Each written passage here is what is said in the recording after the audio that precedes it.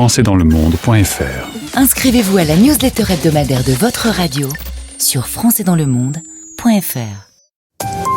Voici un nouveau podcast qui parle de la mobilité internationale et qui va rejoindre la galerie des 2000 interviews disponibles d'ores et déjà sur françaisdanslemonde.fr.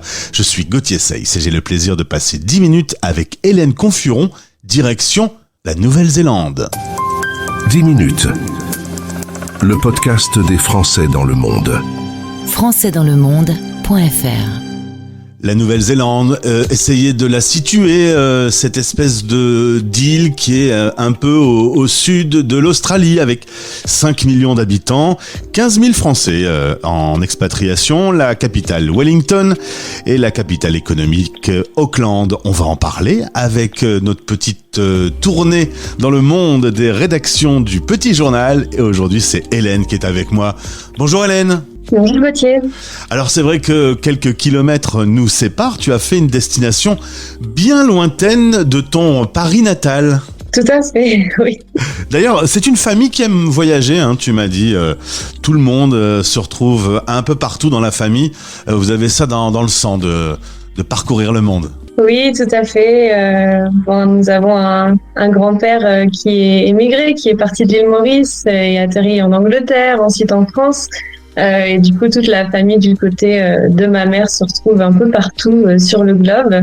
Mes 2 sœurs sont en Afrique, moi en Nouvelle-Zélande, au détriment des parents.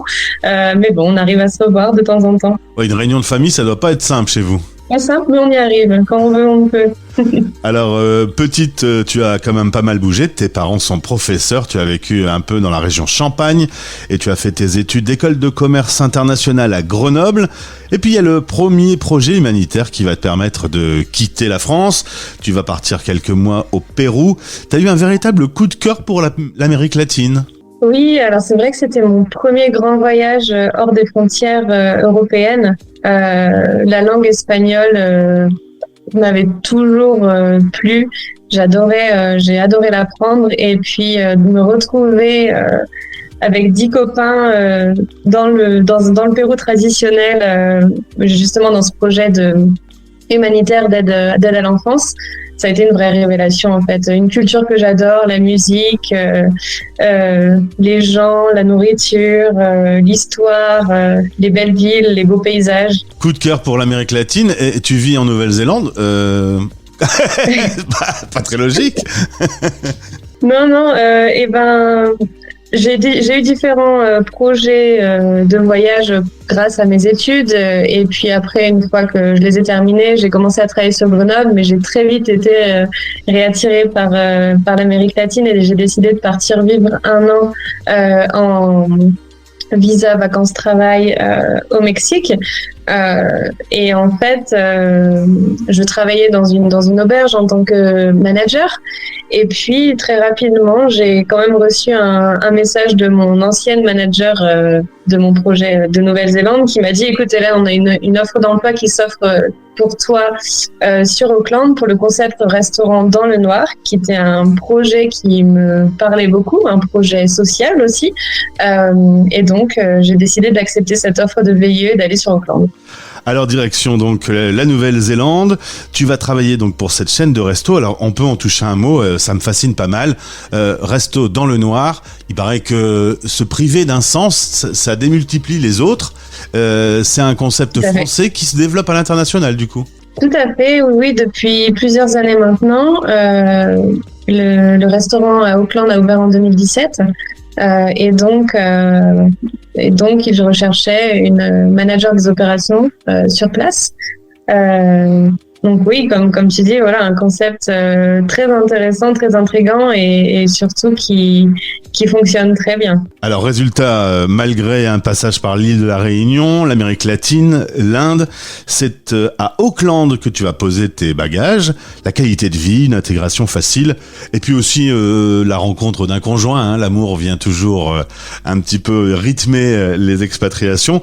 D'ailleurs, tu perpétues la tradition d'une famille internationale puisque ton conjoint est chilien. Tout à fait, oui. Ce qui va pas faciliter non plus les réunions de famille, c'est moi qui te le dis. Non.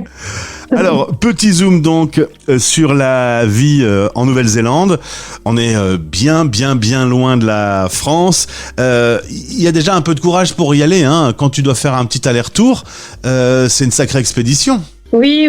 Alors c'est vrai que disons que c'est le côté un peu difficile et compliqué de la vie en Nouvelle-Zélande, c'est l'éloignement.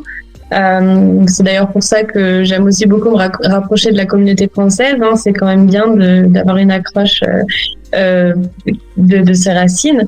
Mais bon, c'est important aussi de pouvoir faire le déplacement, je pense, assez fréquemment, pour pouvoir profiter d'autant plus de la Nouvelle-Zélande et de se dire, bon, on a quand même l'occasion de faire un break et de revenir à la maison de temps en temps. Donc moi, de mon côté, depuis le Covid et que les frontières ont réouvert, parce que ça a quand même été long et fastidieux en Nouvelle-Zélande, j'essaye de rentrer une fois par an. Alors, un voyage entre l'Europe et la Nouvelle-Zélande, en gros, c'est quoi le schéma type de l'expédition ?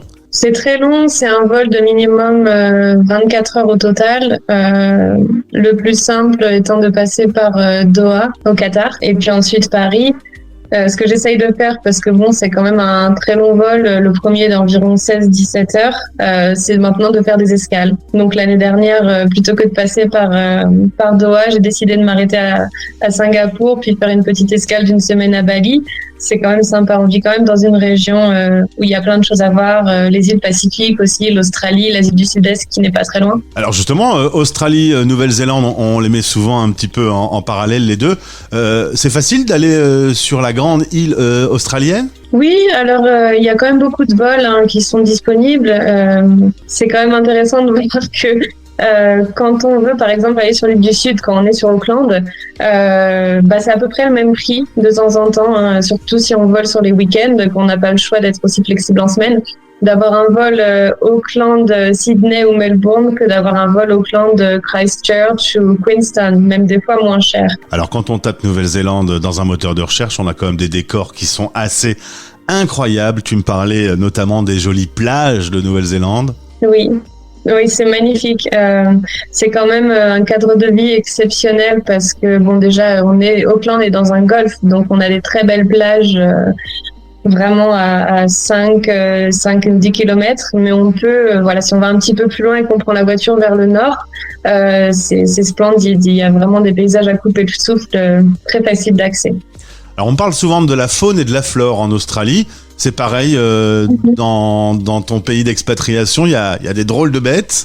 Eh ben pas du tout. Non, la Nouvelle-Zélande est un pays qui a il y a beaucoup de populations d'oiseaux. Il y a d'ailleurs une île pas très loin d'Auckland qui est accessible depuis le ferry terminal qui permet d'aller voir des espèces qui sont en danger. Puis il y a le fameux kiwi aussi que moi j'ai pas encore eu la chance de voir, qui est surtout un animal nocturne. Mais non, c'est pas du tout comme l'Australie. Il y a aucune bête dangereuse, pas de serpent, pas d'araignée venimeuse. Et côté météo, du coup ? Côté météo, on a quand même un climat assez doux, mais qui est quand même différent entre l'île du Nord et l'île du Sud. L'île du Sud va plutôt s'apparenter à un climat européen, avec différentes saisons. Pour nous, sur Auckland, moi j'ai toujours vu qu'il y avait un peu comme deux saisons, donc l'été et puis l'hiver, mais un hiver qui reste doux, il n'y a jamais de température en dessous de 5, même, je dis 5, c'est plutôt à un tour de 10, il peut faire 15 la journée s'il fait beau. Et puis l'été, on va jamais être au-dessus de 25-27 degrés. Et les saisons sont inversées avec l'Europe. Quand c'est l'hiver chez nous, c'est l'été chez vous. Exactement. Alors toi, tu vis aujourd'hui, donc tu as ton travail, il y a le groupe de musique aussi, si j'ai bien compris, tu fais partie d'un projet d'un groupe de musique française ? Tout à fait. Si on revient un petit peu en arrière, mes deux parents, en plus d'être professeurs, sont aussi musiciens. J'ai toujours grandi dans cet univers-là et toujours eu un attrait pour la musique. Et donc, mon conjoint et notre groupe d'amis, nous faisons beaucoup de musique depuis longtemps. Eux, ils sont tous musiciens. Enfin voilà, les latinos ont ça dans le sang un petit peu. Donc, on faisait beaucoup de musique ensemble. Mais principalement en espagnol. Moi, je chantais en espagnol. Et puis un jour, et surtout pendant le confinement, en jouant un petit peu avec les instruments, on s'est dit pourquoi ne pas faire un peu de musique française pour changer, quelque chose qui correspond plus à ma culture, d'où je viens. Et donc on a lancé ce groupe de Chin Chin il y a 1 an et quelques mois maintenant. Et vous chantez des compositions à vous ou des reprises de chansons françaises ? Pour l'instant, c'est que des reprises. Voilà, donc on va jouer des classiques comme du Edith Piaf, Yves Montand, Georges Brassens. Le français est bien vu en Nouvelle-Zélande. Il a cette image du luxe, de la gastronomie aussi. Oui, je pense que c'est un petit peu partout dans le monde comme ça, mais c'est vrai que voilà, l'image de la France est toujours associée à ce que tu viens de dire. Donc c'est chouette pour nous de pouvoir nous promouvoir auprès de différentes entreprises, par exemple, qui font ce qu'on appelle ici les Christmas parties ou les mid-Christmas parties qui ont lieu plutôt en juin-juillet, dans différents restaurants, dans des bars, et jouer de la musique française, ça plaît toujours. En octobre dernier, une amie t'envoie une petite annonce postée par Hervé, le patron du petit journal, qui recherche un correspondant. Et donc, c'est toi qui vas répondre à cette annonce et qui va aujourd'hui t'occuper de l'édition, qui vient de changer de nom d'ailleurs. Ça devient maintenant le petit journal Nouvelle-Zélande. Ça englobe l'intégralité des grandes villes du pays. Tout à fait. Alors jusqu'à maintenant, il y avait 2 éditions, l'édition Auckland et Wellington. Donc Wellington n'était pas active puisque moi j'étais basée seulement sur Auckland et puis j'ai repris il y a vraiment pas longtemps.